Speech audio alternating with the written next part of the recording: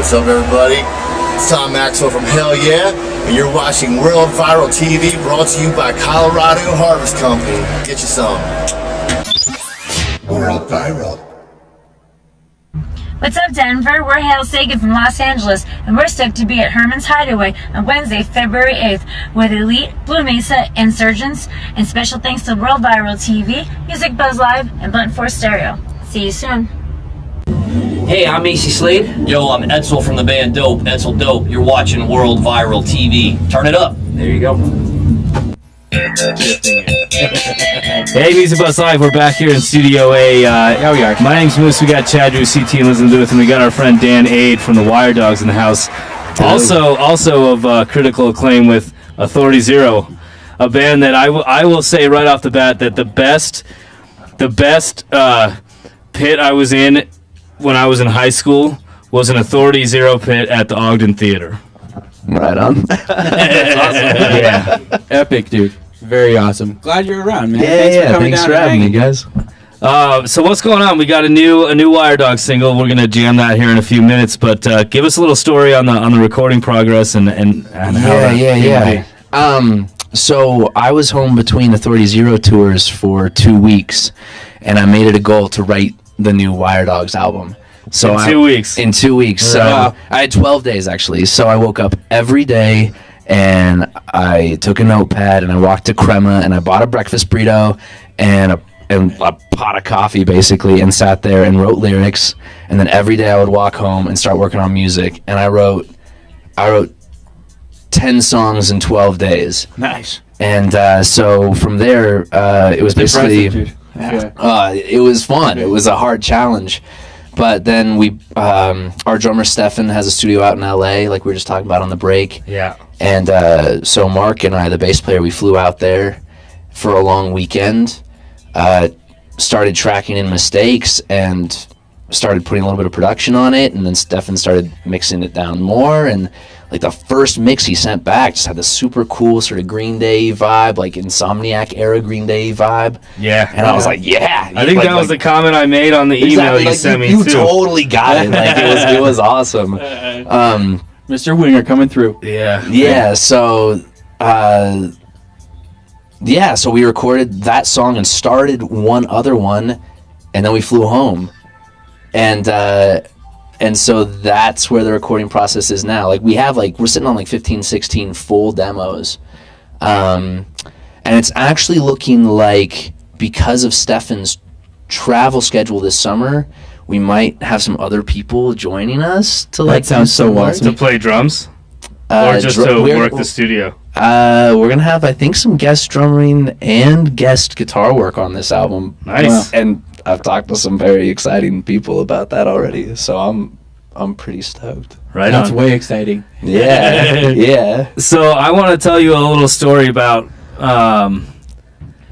I don't know how long ago it was. It was within the last year, though, but I was creeping on the Authority Zero Facebook page, and I was actually talking to Ross from All Out Helter about this at the Punk Against Trump show like 2 weeks ago or whatever, and I was like, I was looking at the Authority Zero page, and I was looking at this photo, and I was like, that looks like fucking Dan Aid right there. And then I zoomed in on it, and I was like, that is Dan, dude. Like, holy shit.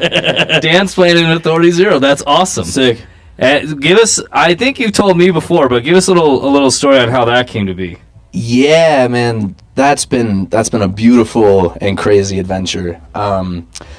Wiredogs opened up for Authority Zero, first of 4, at the Marquee Theater 3 years ago, and Jason and I just stayed friends. Cool. And then when Brandon, their guitar player, decided to go a new direction and start a Vulture Wake, I got a call because at the time I was playing in the Bunny Gang with Nathan Maxwell from Flogging Molly, so we were going to do the Flogging Molly cruise, right? And Authority Zero was on the cruise, but they didn't have a guitar player, so I got a call asking if I could fill in. So I learned 18 songs and flew to Phoenix for a day, did a rehearsal, and then a week later we were on the boat and did a couple of shows there. And then in the week surrounding that, they also got offered 2 weeks in Japan, and they were like, can you do that? And I was like, yep. And then right after the Japan tour, they were like, we got 3.5 weeks US and Canada. Can you do that? I was like, yep. And then Don't they were mind like, if I. and then they were like, we got 6.5 weeks in Europe. Can you do that? And I was like, yep. Yes is a beautiful word, man. Yes was the key word to this year. So It's way epic. That's so awesome, man. right. yeah. Very. Has it been?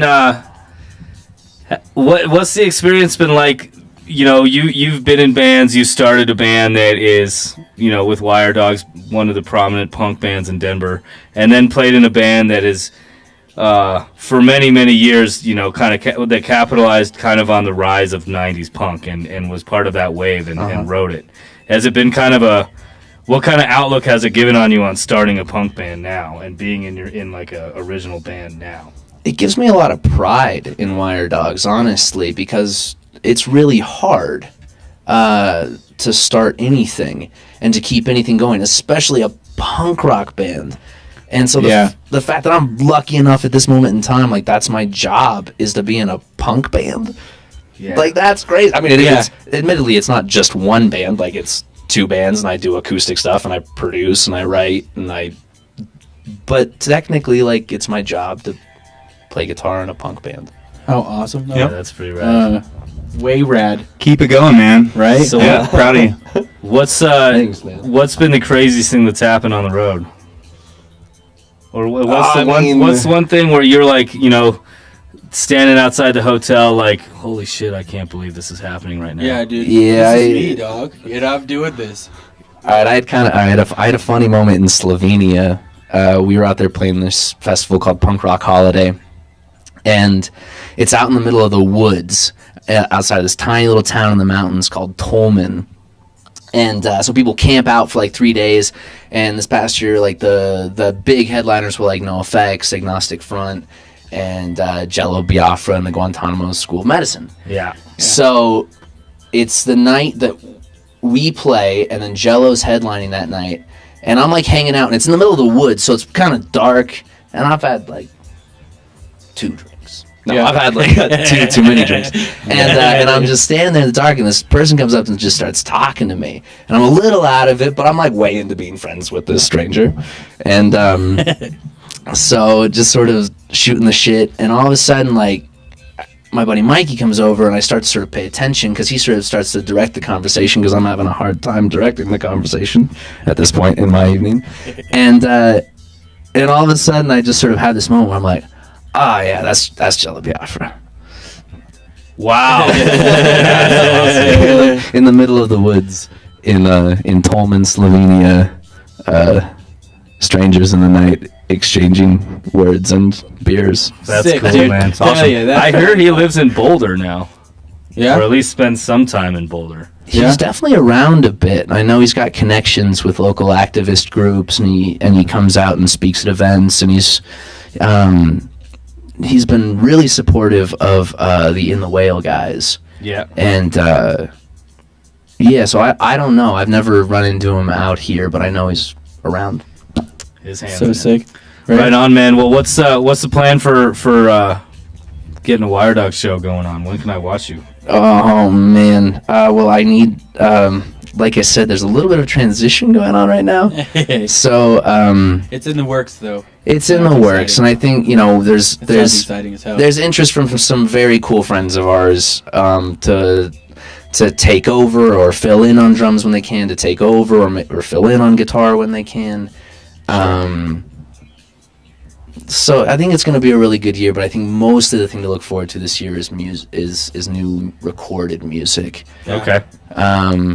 But Authority Zero is going to be doing 3 shows in Colorado. I leave for tour on the 6th. I fly out, and we're in the Springs on the 22nd. Black Sheep, yeah. We're at Summit Music Hall on the 23rd, and then we're at Hodie's on the 24th. Cool. Right. With our friends Hey Smith. That's the band that took us out in Japan. Very Okay. cool Japanese ska punk band. Oh, yeah, right. Full on. horn section, like... I'm a sucker for the Japanese bands like Yeah, baby dude. metal, dude. Baby Yeah. metal. I could burn you a Pot Shot album. Yeah. You won't understand a fucking word. Yeah. But Baby metal rocks. You ever heard baby metal? I do not know baby metal. Well, we can maybe cue it after your video. I got a Wiredogs video. We're gonna jam some new Wiredogs. Thank you, Dan, for coming down. We appreciate it, man. It's always good to see you. Having me. We'll see you at the show here in Denver in a couple weeks. All right, guys. Here's some new Wiredogs. Right on, dude.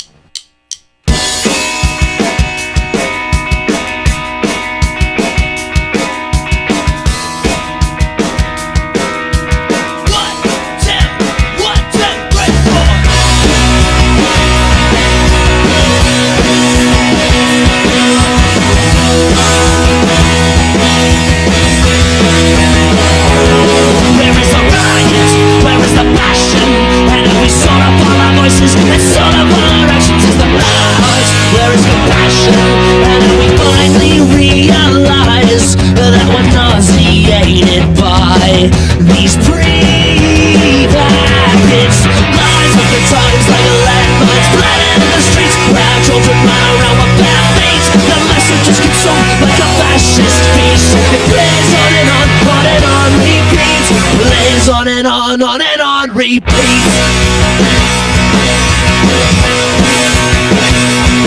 Where are the teachers? Where are the lessons? Why is women's studies only studied at the mentions of the voices? Where are the thoughts? And have we finally realized that we're nauseated by lies of the times like landmines spreading in the streets where children run around with bare feet? The message is consumed like a fascist beast. It plays on and on repeat. Plays on and on repeat.